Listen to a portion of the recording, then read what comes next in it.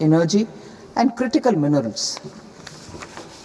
India will continue to take confident steps towards Vikasit Bharat, balancing ambition with inclusion. As a growing economy with expanding trade and capital needs, India must also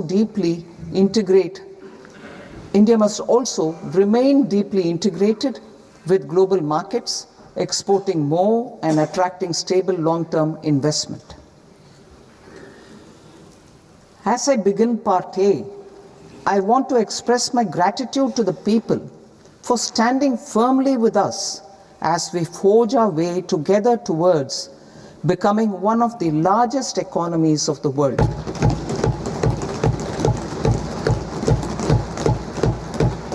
Our aim is to transform aspiration into achievement and potential into performance as we ensure that the dividends of growth reach every farmer, the scheduled caste, the scheduled tribes, the nomads, the youth, the poor, and the women. In Vikasit Bharat Young Leaders Dialogue 2026, several innovative ideas were shared with our Prime Minister, which have inspired many of the proposals, making this a unique Yuva Shakti-driven budget. Our government's sankalp is to focus on our poor, underprivileged, and the disadvantaged. To deliver on this sankalp, and given that this is the first budget prepared in Kartavya Bhavan, we are inspired by three Kartavya. Our first Kartavya is to accelerate and sustain economic growth by enhancing productivity and competitiveness and building resilience to volatile global dynamics. Our second Kartavya is to fulfill aspirations of our people and build their capacity, making them strong partners in India's path to prosperity.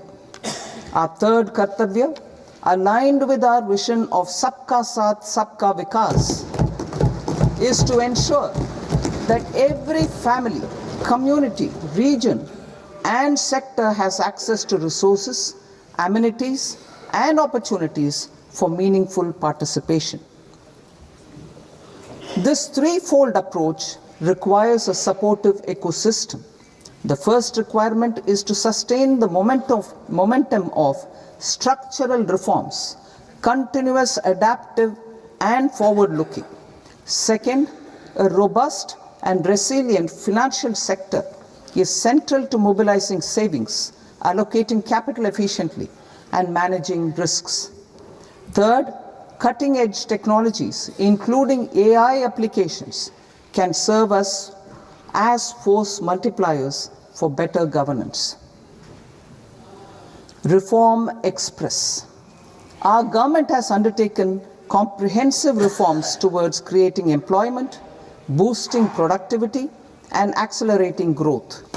After the Prime Minister's announcement on Independence Day in 2025, over 350 reforms have been rolled out.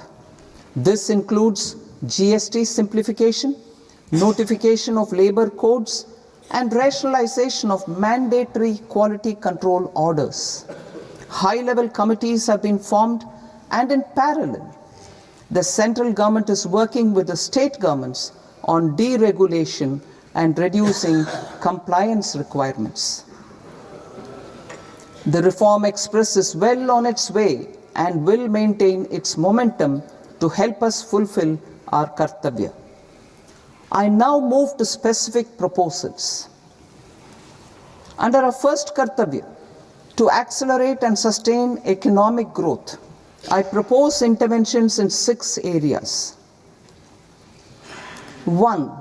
Scaling up manufacturing in 7 strategic and frontier sectors. 2. Rejuvenating legacy industrial sectors. 3.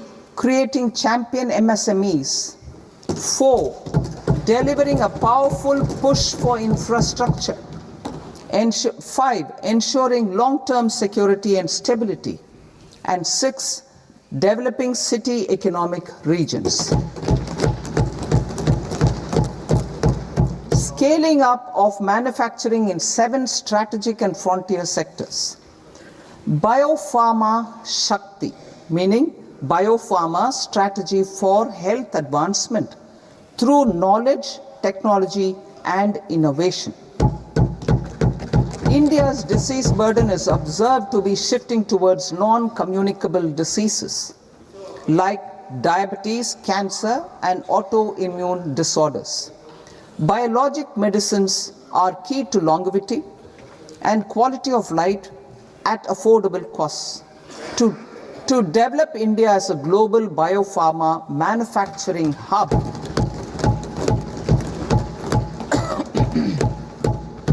I propose the Biopharma Shakti with an outlay of 10,000 crores over the next 5 years.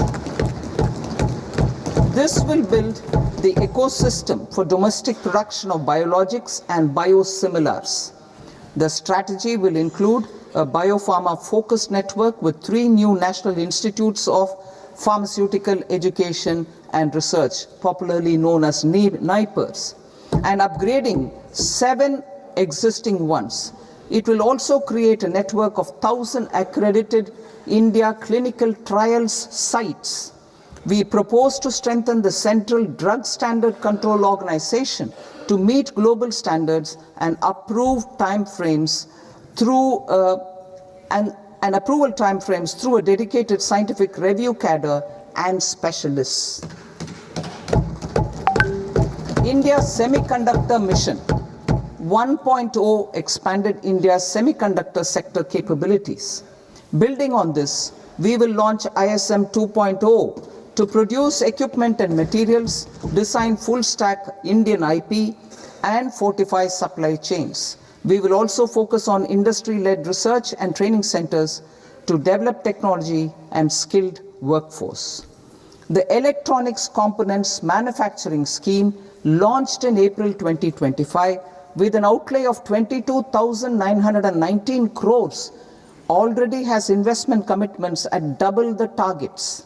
We propose to increase the outlay to 40,000 crores to capitalize on this momentum.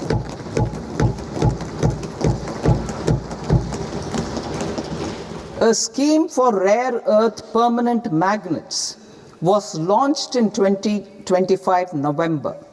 We now propose to support the mineral-rich states of Odisha, Kerala, Andhra Pradesh, and Tamil Nadu to establish and institutions like NIIF and NABFID. We shall continue to focus on developing infrastructure in cities with over 5 lakh population, that is tier 2, tier 3 cities, which have expanded to become growth centers. Public capital expenditure has increased manifold from 2 lakh crore in 2014-15 to an allocation of 11.2 lakh crore in BE 25-26. In this coming year, that is financial year 2026-27, I propose to increase it to 12.2 lakh crores to continue the momentum. To strengthen the confidence of private developers regarding risks during infrastructure development and construction phase, I propose to set up an infrastructure risk guarantee fund to provide prudentially calibrated partial credit guarantee to lenders. Over the years, RITES have emerged as a successful instrument for asset monetization. I propose to accelerate recycling of significant real estate assets of the CPSEs through the setting up of dedicated RITES. To promote environmentally sustainable movement of cargo, I propose to 1. Establish new dedicated freight corridors connecting Dankuni in the east to Surat in the west. operationalize 20 new national waterways over the next 5 years, starting with National Waterways 5 in Orissa to connect mineral-rich areas of Talcher and Angul and industrial centers like Kalinga Nagar to the ports of Paradip and Dhamra. Training institutes will be set up as regional centers of excellence for development of required manpower for these waterways. This will benefit youth in the entire stretch of the waterways to train and acquire skills. Further, a ship repair ecosystem catering to inland waterways will also be set up at Varanasi and Patna. And C, launch a coastal cargo promotion scheme for incentivizing a modal shift from rail to road to increase the share of inland waterways and coastal shipping from 6% to 12% by 2047. To enhance last mile and remote connectivity and promote tourism, I propose to give incentives to indigenize manufacturing of seaplanes. A seaplane VGF scheme will be also introduced to provide support for operations. Carbon capture, utilization and storage. Aligning with the roadmap launched in December 2025, the carbon capture, utilization and storage technologies at scale will achieve higher readiness and in end-use application across 5 industrial sectors, including power, steel, cement, refineries, and chemicals. 7. High-speed rail corridors between cities as growth connectors, namely Mumbai to Pune, Pune to Hyderabad, Hyderabad to Bengaluru, Hyderabad to Chennai, Chennai to Bengaluru, Delhi to Varanasi, Varanasi to Siliguri.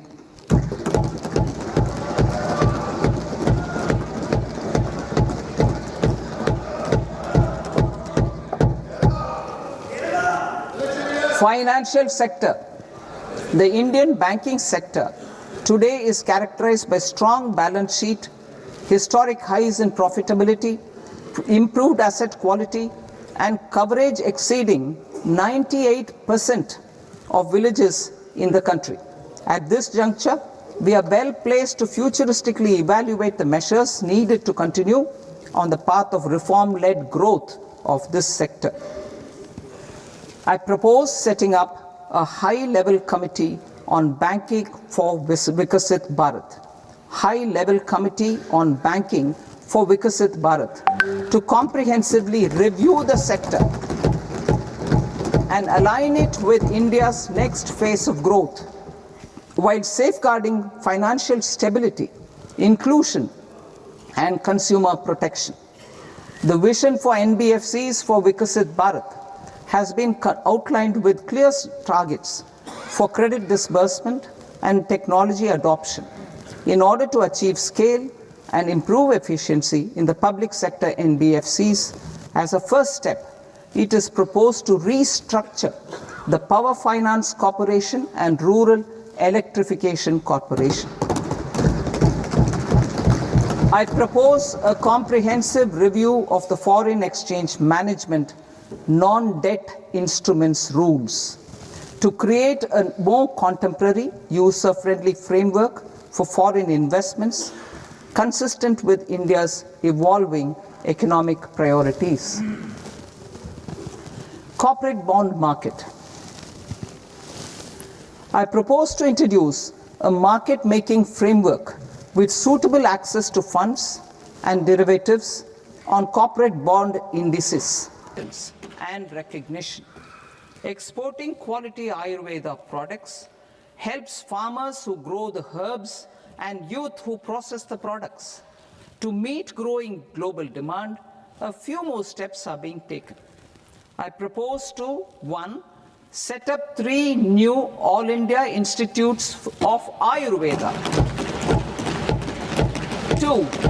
Upgrade Ayush pharmacies and drug testing labs for higher standards of certification ecosystem and make available more skilled personnel. 3. Upgrade the WHO Global Traditional Medicine Center in Jamnagar to bolster evidence-based research, training and awareness for traditional medicine. Animal husbandry. Livestock contributes to close to 16% of farm income, including of poor and marginal households. To scale up availability of veterinary professionals by more than 20,000, I propose to roll out a loan-linked capital subsidy support scheme for establishment of veterinary and para-veterinary colleges, veterinary hospitals, diagnostic laboratories, and breeding facilities in private sector. Collaboration between Indian and foreign institutions will also be facilitated. Orange economy. India's animation, visual effects, gaming and comics sector, AVGC sector, is a growing industry projected to require 2 million professionals by 2030. I propose to support the Indian Institute of Creative Technologies, Mumbai, in setting up AVGC content creator labs in 15,000 secondary schools all over the country and 500 colleges.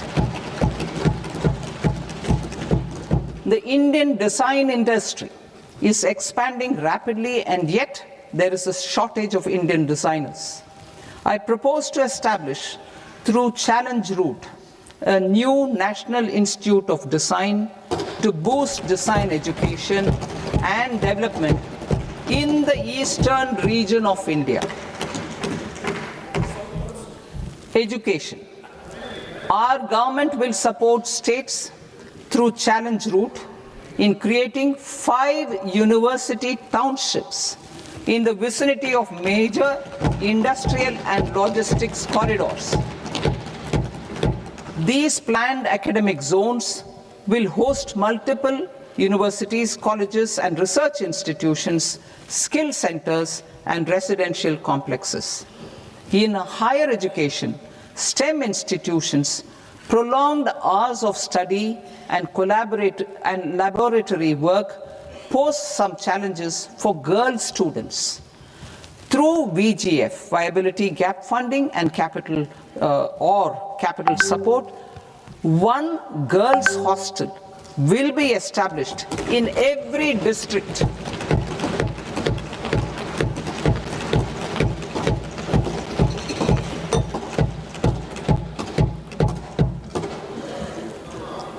To promote astrophysics and astronomy via immersive experiences. 4 telescope infrastructure facilities will be set up or upgraded. The National Large Solar Telescope, the National Large Optical Infrared Telescope, the Himalayan Chandra Telescope, and the Cosmos 2 Planetarium. Tourism.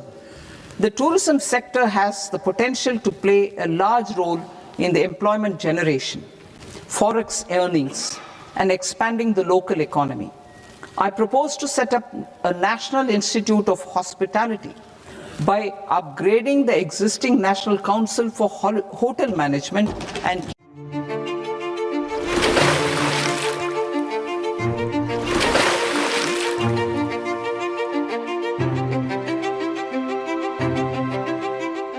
a pilot scheme for upskilling 10,000 guides in 20 iconic tourist sites through a standardized, high-quality, 12-week training course in hybrid mode in collaboration with the Indian Institute of Management.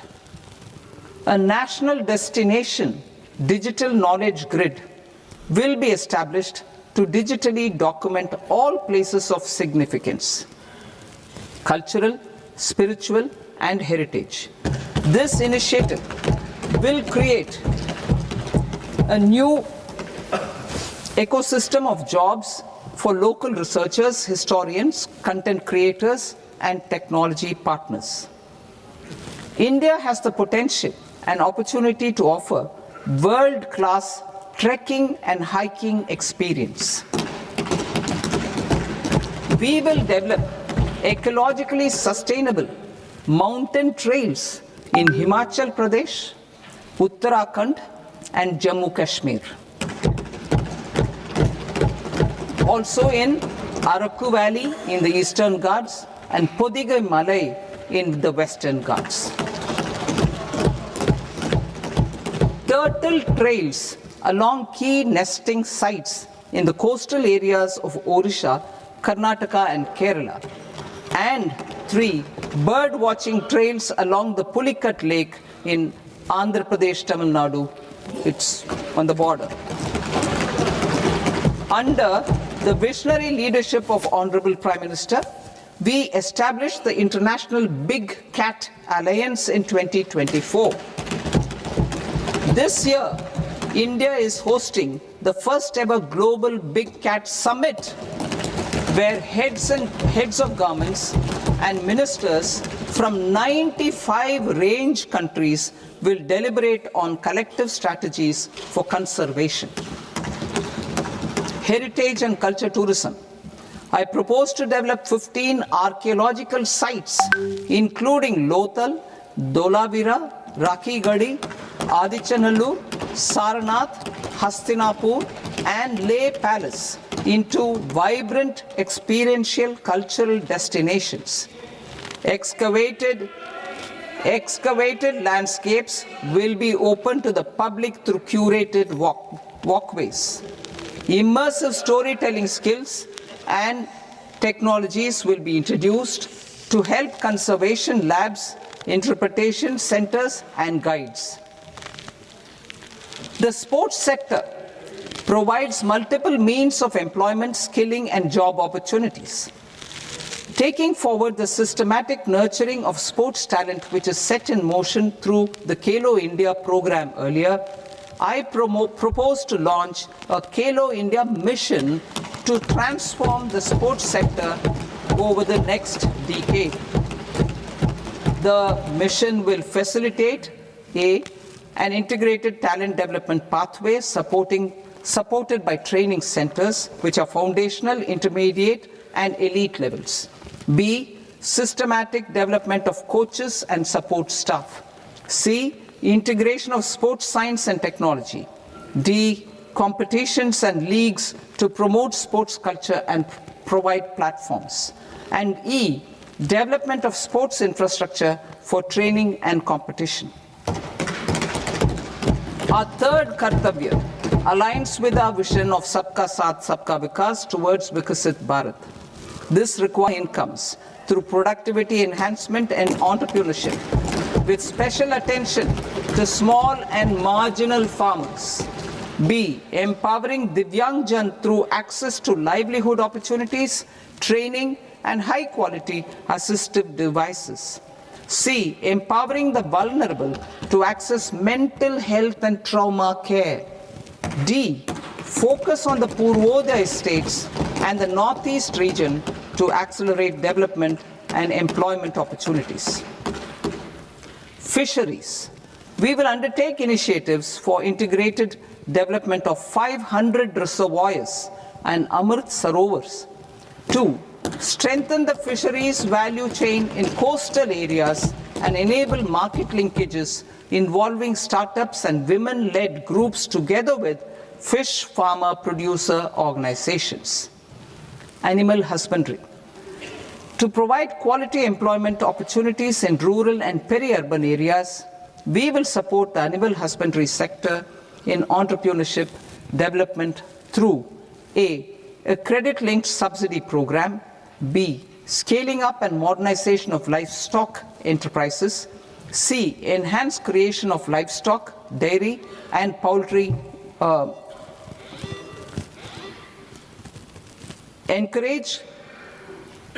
I'll read that again. Enhance creation of livestock, dairy and poultry focused integrated value chains. And D, encourage creation of livestock farmer producer organizations. High value agriculture.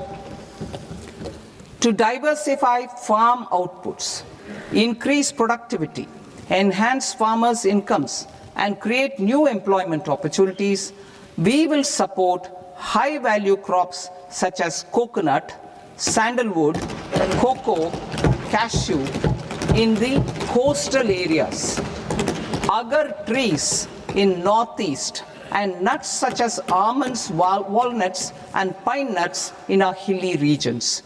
These, all of them, will be supported. India is the world's largest producer of coconuts. About 30 million people, including nearly 10 million farmers, depend on coconuts for their livelihood.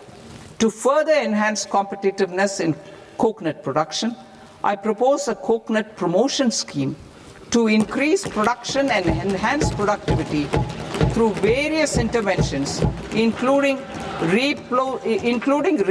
replacing and non-productive trees with new saplings or plants or varieties in major coconut growing states.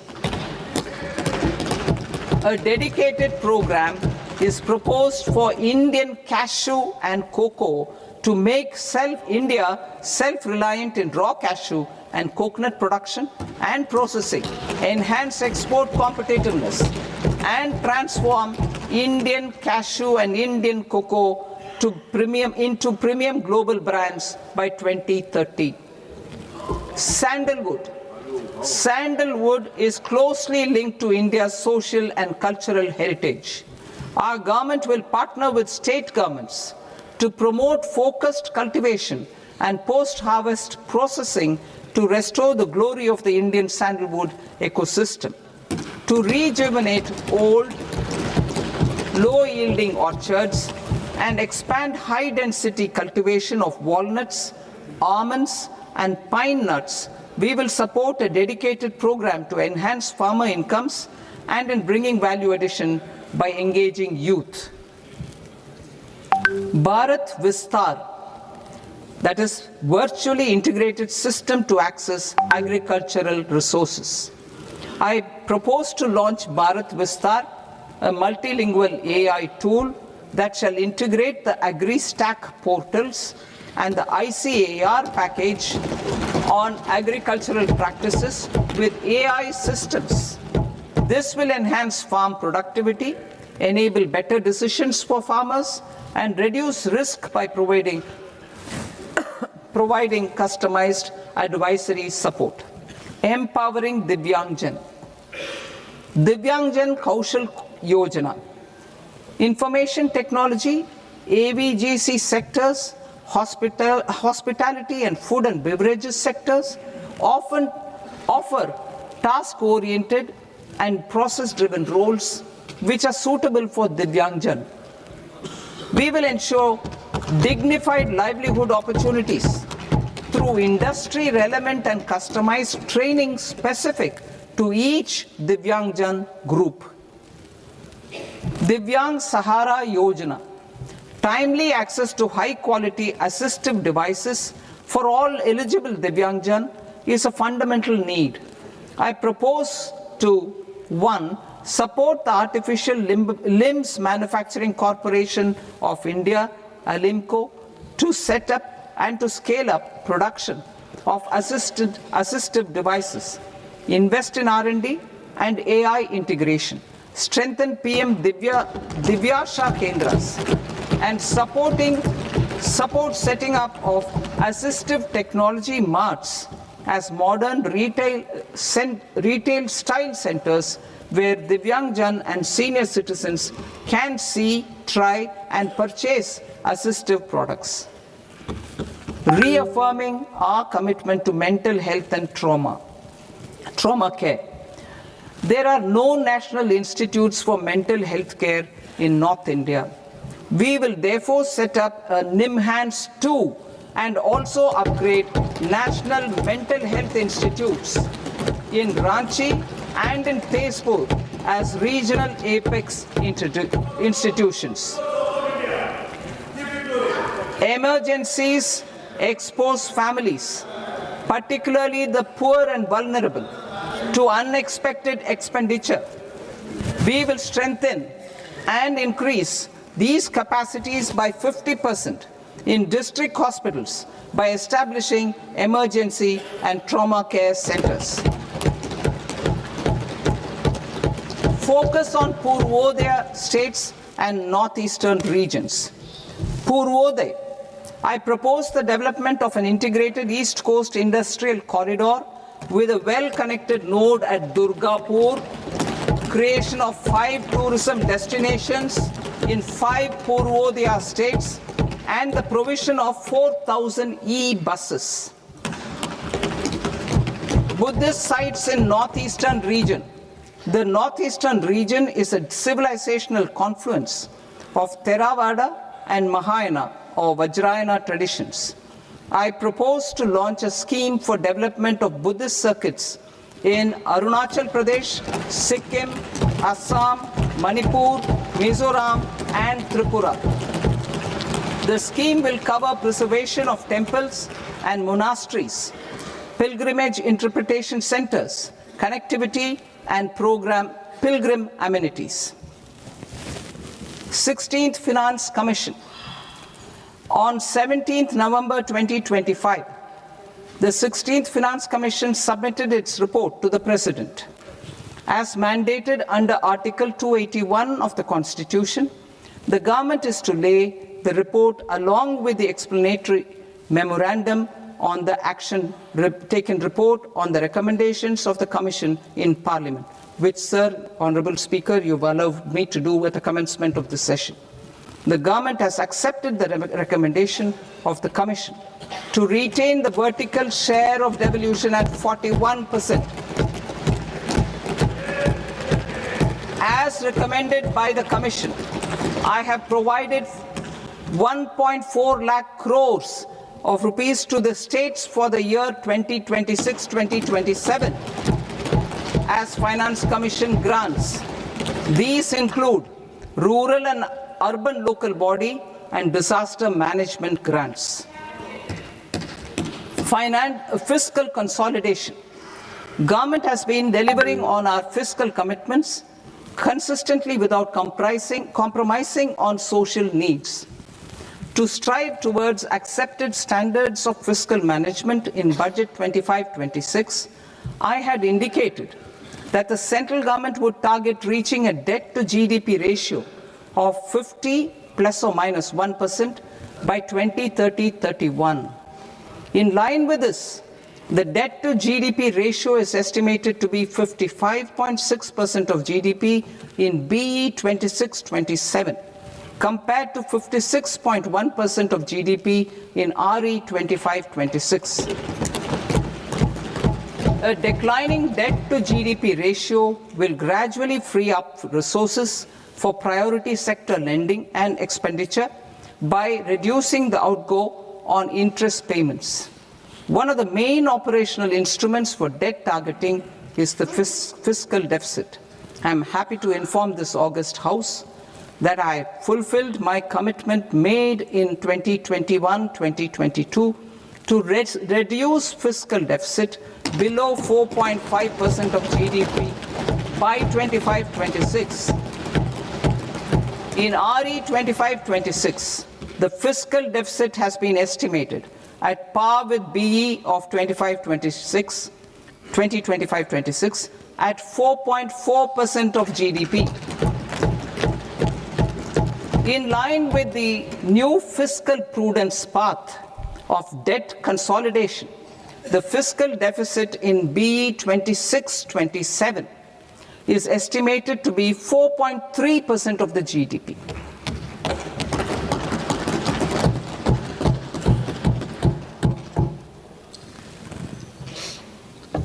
The revised estimates of the non-debt receipts are 34 lakh crore rupees, of which the centre's net tax receipts are 26.7 lakh crore. The revised estimate of the total expenditure is 49.6 lakh crore rupees, of which the capital expenditure is about 11 lakh crores. Budget estimates 2026 to 2027.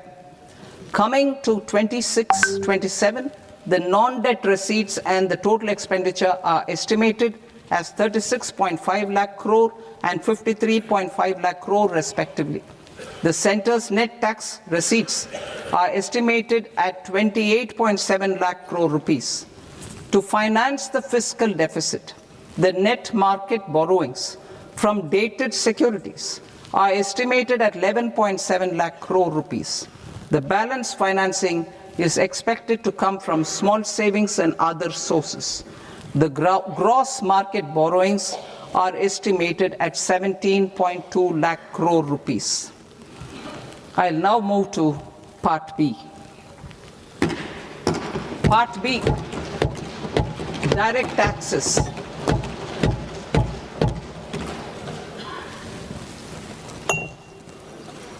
Honorable Speaker, sir, I now present my proposals on direct taxes. New Income Tax Act. In July 2024, I announced a comprehensive review of the Income Tax Act 1961. This was completed in a record time, and the Income Tax Act 2025 will come into effect from 1st April 2026. I propose to reduce TCS rate on the sale of overseas tour program package from the current 5% and 20% to 2% without any stipulation of amount. I propose to reduce TCS rate for pursuing education and for medical purposes under the Liberalized Remittance Scheme, popularly known as LRS, from 5% to 2%. Supply of manpower services is proposed to be specifically brought within the ambit of payment to contractors for the purpose of TDS to avoid ambiguity. Thus, TDS on these services will be at the rate of either 1% or 2% only. I propose a scheme for small taxpayers, wherein a rule-based automated process will enable obtaining a lower or nil deduction certificate instead of filing an application with the assessing officer. For the ease of taxpayer holding securities in multiple companies, I propose to enable depositories to accept Form 15G or Form 15H from the investor and provide it directly to various relevant companies. I propose to extend time available for revising returns from 31st December to up to 31st March with the payment of a nominal fee. I also propose to stagger the timeline for filing of tax returns. Individuals with ITR 1 and ITR 2 returns will continue to file till 31st July, and non-audit business cases or trusts are proposed to be allowed time till 31st August. TDS on sale of immovable property by a non-resident is proposed to be deducted and deposited through resident buyers and his or her PAN-based challan instead of requiring a TAN, which is a temporary accounting number. To address practical issues of small taxpayers like students, young professionals, tech employees, relocated NRIs, and such others, I propose to introduce a one-time 6-month foreign asset disclosure scheme for these taxpayers to disclose income or assets below a certain size. This scheme would be applicable for two categories of taxpayers, namely, A, who did not disclose their overseas income or assets, and B, who disclosed their overseas income and or paid due tax but could not declare the asset acquired. For category A, The limit of undisclosed income or asset is proposed to be up to 1 crore rupees. They need to pay 30% of fair market value of asset or 30% of undisclosed income as tax and 30% as additional income tax in lieu of penalty, and would thereby get immunity from prosecution. For category B, asset value is proposed to be up to 5 crore rupees. Here, immunity from both penalty and prosecution will be available with a payment of fee of 1 lakh rupees. Rationalizing penalty and prosecution. Multiplicity of proceedings are hindrance to the ease of doing business. I propose to integrate assessment and penalty proceedings by way of a common order for both. There will be no interest liability on the taxpayer on the penalty amount for the period of appeal before the first appellate authority, irrespective of the outcome of appeal process. Further, quantum of prepayment is being reduced from 20% to 10% and will continue to be calculated only on core tax demand. As an additional measure for reducing litigation, I propose to allow taxpayers to update their returns even after reassessment proceedings have been initiated, and an additional 10% tax rate over and above the rate applicable for the relevant year. The assessing officer will then use only this updated return in his proceedings. There is already a framework for immunity from penalty and prosecution in the cases of underreporting. I propose to apply this framework for immunity to misreporting too.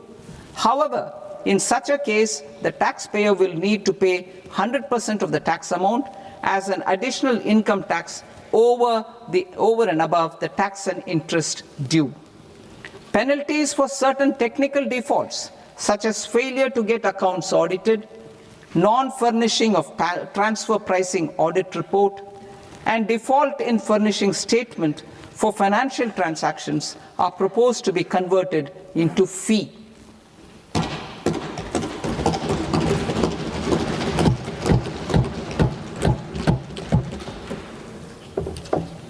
I propose to rationalize prosecution framework under Income Tax Act while maintaining a careful balance for deterrence in some serious offence. Non-production of books of account and documents and requirement of TDS payment where payment is made in kind are being decriminalized. Further, minor offences will attract fine only. The remaining prosecutions will be graded commensurate with the quantum of offence. They will entail only simple imprisonment with maximum imprisonment reduced to 2 years and power to courts to convert even those into fines. There is no penalty. There is no penalty presently for non-disclosure of non-immovable foreign assets with aggregate value less than 20 lakh rupees. I propose to also provide them with immunity from prosecution with retrospective effect from 1/10/2024.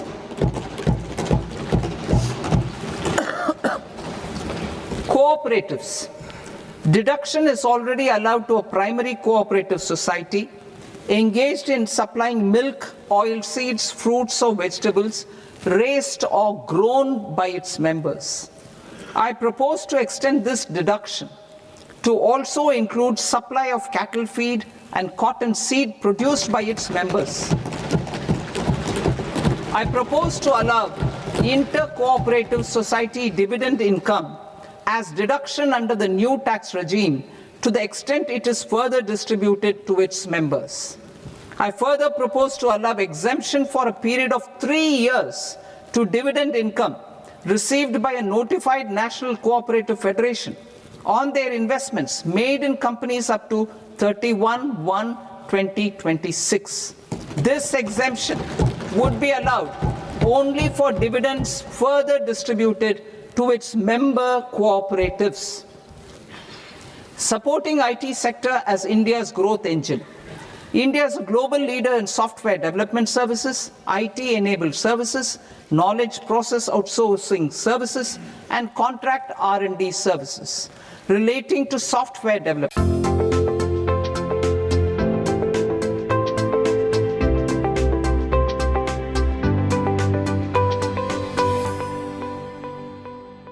Information technology services with a common safe harbor margin of 15.5% applicable to all. The threshold for availing safe harbor for IT services is being enhanced substantially from 300 crore rupees to 2,000 crore rupees.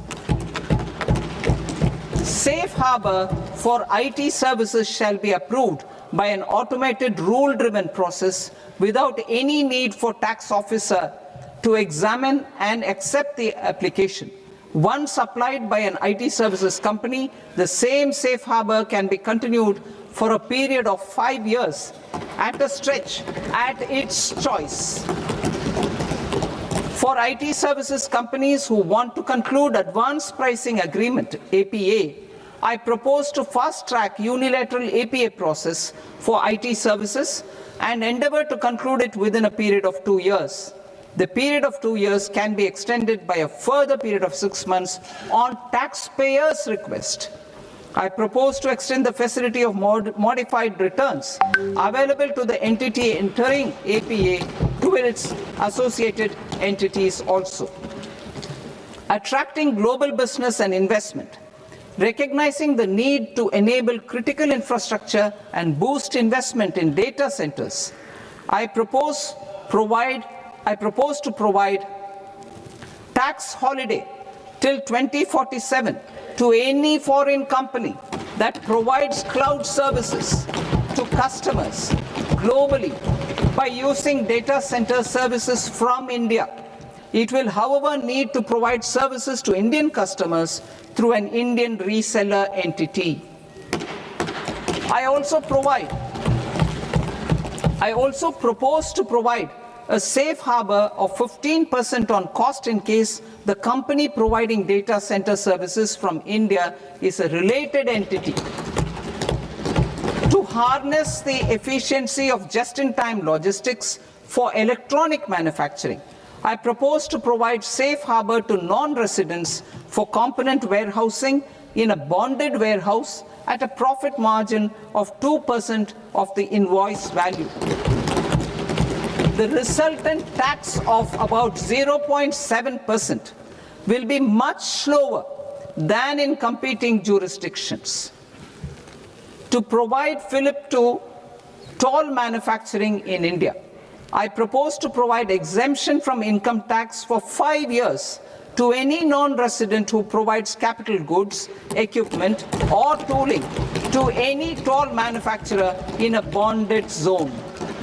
To encourage vast pool of global talent to work in India for a longer period of time, I propose to provide exemption to global, non-India sourced income of a non-resident expert for a stay period of 5 years under notified schemes. I propose to provide exemption from minimum alternate tax, the MAT, to all non-residents who pay tax on presumptive basis. Tax administration. I propose to constitute a joint committee of Ministry of Corporate Affairs and Central Board of Direct Taxes for incorporating the requirements of income computation and disclosure standards, the ICDS, in the Indian Accounting Standards Ind AS itself. Separate accounting requirement based on ICDS will be done away with from the tax year 27-28. To support Prime Minister Modi's vision of homegrown accounting and advisory firms to become global leaders, I propose to rationalize the definition of accountant for the purposes of safe harbor rules. Other tax proposals. Change in taxation of buyback was brought into address the was brought in to address the improper use of buyback route by promoters. In the interest of minority shareholders, I propose to tax buyback for all types of shareholders as capital gains. However, to disincentivize misuse of tax arbitrage, promoters will pay an additional buyback tax. This will make effective tax 22% for corporate promoters. For non-corporate promoters, the effective tax will be 30%. TCS rate for sellers of specific goods, namely alcoholic liquor, scrap, and minerals, will be rationalized to 2%, and that on tendu leaves will be reduced from 5% to 2%. I propose to raise the STT on futures to 0.05% from the present 0.02%. STT on options premium and exercise of options are both proposed to be raised to 0.15% from the present rate of 0.1% and 0.125% respectively. We reformed the taxation landscape for corporates in 2019 by providing them a simplified regime with lower tax rate so that they could productively focus on business rather than on claim of deductions and exemptions.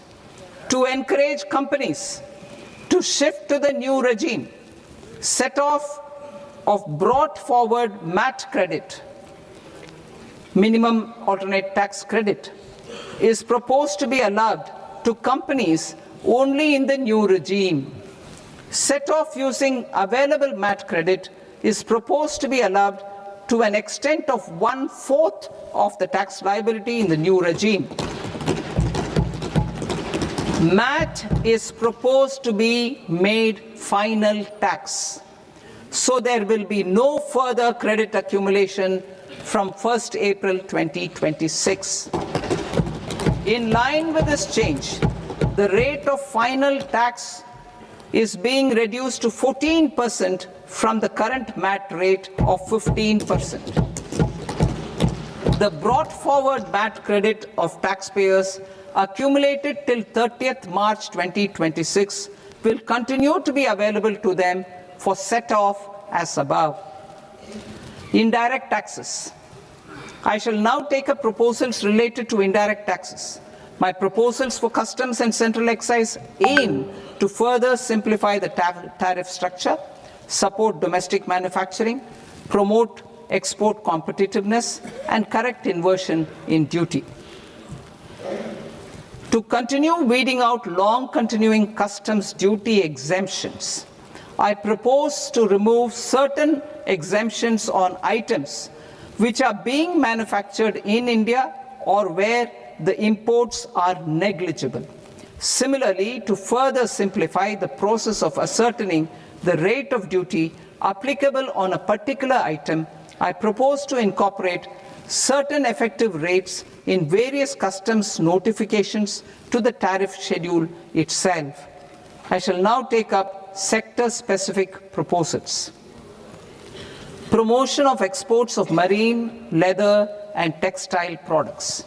I propose to increase the limit for duty-free imports of specified inputs used for processing seafoods for export from the current 1% to 3% of FOB value of the previous year's export turnover.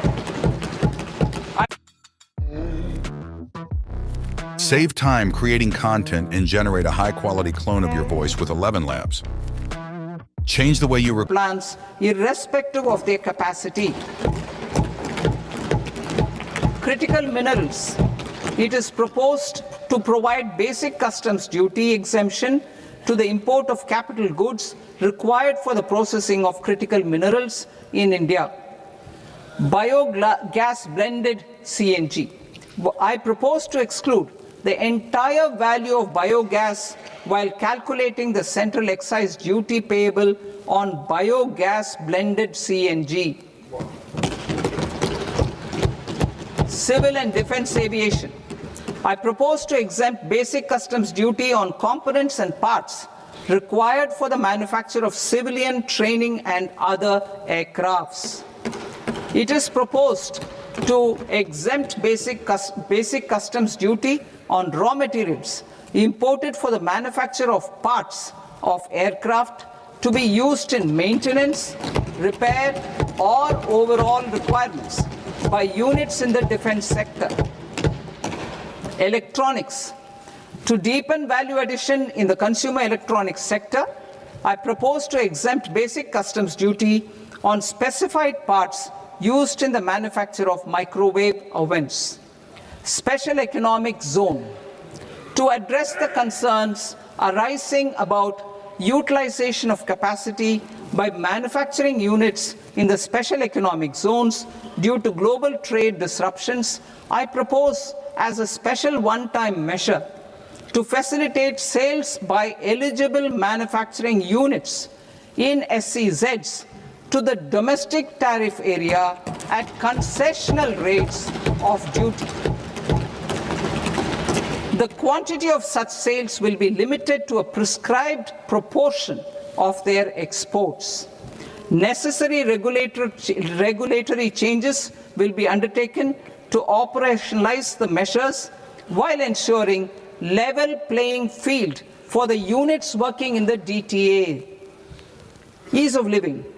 To rationalize the customs duty structure for goods imported for personal use, I propose to reduce the tariff rate on all dutiable goods imported for personal use from 20% to 10%. To provide relief to patients, particularly those suffering from cancer, I propose to exempt basic customs duty on 17 drugs or medicines.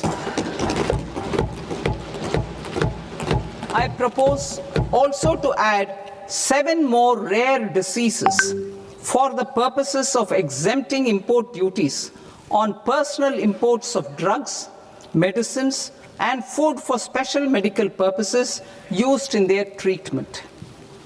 Customs process. India's role and share in the global trade is poised for a major leap in line with our ambition and journey towards Viksit Bharat. In this regard, I propose many measures for custom processes to have minimal intervention for smoother and faster movement of goods and greater certainty to the trade. Trust-based systems. I propose to enhance duty deferral period for Tier 2 and Tier 3 authorized economic operators, known as AEOs, from 15 days to 30 days. I propose to provide eligible manufacturer importers the same duty deferral facility. This should encourage them to get themselves accredited as a full-fledged Tier 3 AEO in due course. To provide greater certainty and for better business planning, I propose to extend validity period of advance ruling binding on customs from the present 3 years to 5 years. In the spirit of the whole of government approach,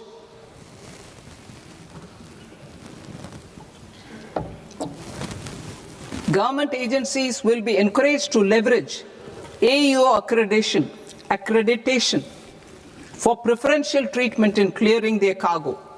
Regular importers with trusted long-standing supply chains will be recognized in the risk system so that the need for verification of their cargo every time can be minimized. Export cargo using electronic sealing. Export cargo using electronic sealing will be provided through clearance from the factory premises to the ship. For import of goods not needing any compliance, filing of bill of entry by a trusted importer and arrival of goods will automatically notify customs for completing their clearance formalities. This will enable goods to be released immediately on arrival. The customs warehouse framework will be transformed into a warehouse operator-centric system with the self-declarations, electronic tracking, and risk-based audit. These reforms will move away from the current system of officer-dependent approvals and reduce transaction delays and compliance costs. Ease of doing business. Approvals required for cargo clearance from various government agencies will be seamlessly processed through a single and interconnected digital window by the end of the financial year. Processes involved in clearance of food, drugs, plant, and animal and wildlife products, accounting for about 70% of interdicted cargo, will be operationalized on this system by April 2026 itself. For goods not having any compliance requirement, clearance will be done by customs immediately after online registration is completed by the importer, subject to the payment of duty. Customs integrated system will be rolled out in 2 years as a single integrated and scalable platform for all customs processes. Utilization of non-intrusive scanning with advanced imaging and AI technology for risk assessment will be expanded in a phased manner with the objective to scan every container across all the major ports. New export opportunities to support Indian fishermen to fully harness the economic value of marine resources beyond our territorial waters. The following measures will be taken. A. Fish catch by an Indian fishing vessel in exclusive economic zone or on the high seas will be made free of duty. Genuine concerns of passengers. The revised rules will enhance duty-free allowances in line with the present-day travel realities and provide clarity in temporary carriage of goods brought in or taken out. There are honest taxpayers who are willing to settle disputes by paying all their dues, but they get deterred due to negative connotation associated with penalty. They will now be able to close cases by paying an additional amount in lieu of penalty. Honorable Speaker, sir, with this, I commend the budget to this august House. Jai Hind.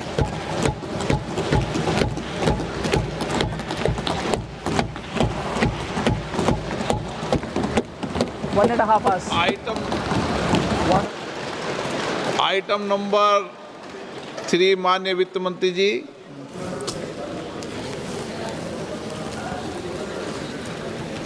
Item number 2, sir. 3. Sir, with your permission, I rise to lay on the table of the following statements under Section 3, 1 of the Fiscal Responsibility and Budget Management Act of 2003. Medium-term fiscal policy, fiscal policy strategy statement, and macroeconomic framework statement. Item number 4, माननीय वित्त मंत्री जी. Sir, with your permission, I move for leave to introduce the Finance Bill 2026. प्रश्न ये कि विधेयक को पुनर्स्थापित करने की अनुमति प्रदान की जाए. जो सदस्य इस पक्ष में हाँ गए, जो सदस्य विरोध में ना गए, मेरे विचार में निर्णय हाँ वालों के पक्ष में, हाँ वालों के पक्ष में अनुमति प्रदान की जाती है. माननीय मंत्री जी, अब विधेयक पूरे स्थापित करें. Sir, I introduce the bill. माननीय सदस्यगण, आपको सूचित किया जाता है. Hubs for medical value tourism.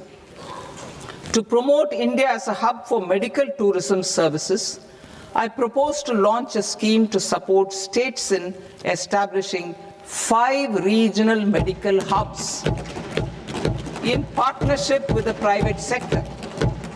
These hubs will serve as integrated healthcare complexes that combine medical, educational, and research facilities. They will have Ayush centers, medical value tourism facilitation centers, and infrastructure for diagnostics, post-care, and rehabilitation. These hubs will provide diverse opportunities, job opportunities for health professionals, including doctors and AHPs. Ancient Indian yoga, already respected in several parts of the world, was given a mass global recognition when Honorable Prime Minister took it to the UN. Post-COVID, Ayurveda gained a similar global acceptance and recognition. Exporting quality Ayurveda products helps farmers who grow the herbs and youth who process the products. To meet growing global demand, a few more steps are being taken. I propose to 1. Set up 3 new All India Institutes of Ayurveda.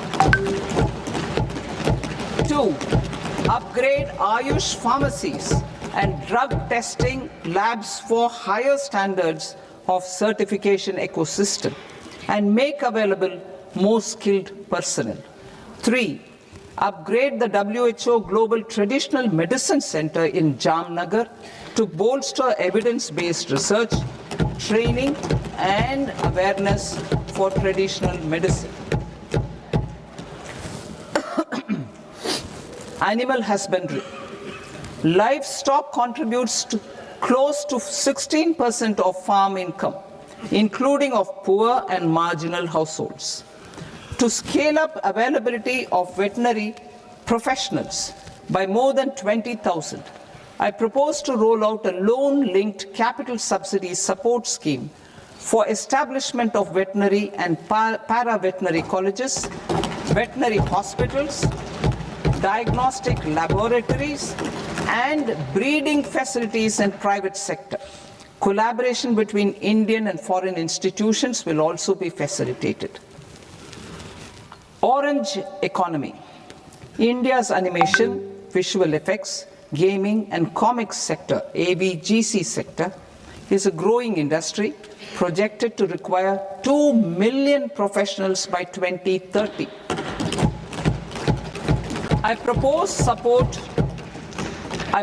to support the Indian Institute of Creative Technologies, Mumbai, in setting up AVGC content creator labs in 15,000 secondary schools all over the country and 500 colleges.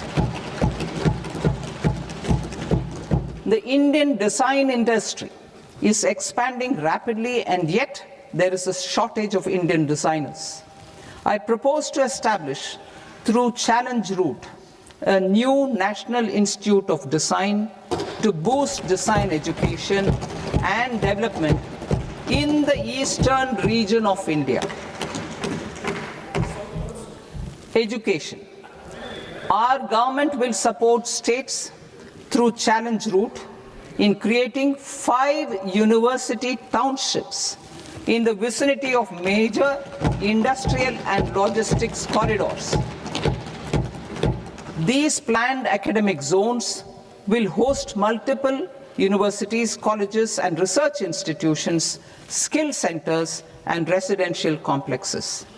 In higher education, STEM institutions, prolonged hours of study and laboratory work pose some challenges for girl students. Through VGF, Viability Gap Funding and capital support, 1 girls' hostel will be established in every district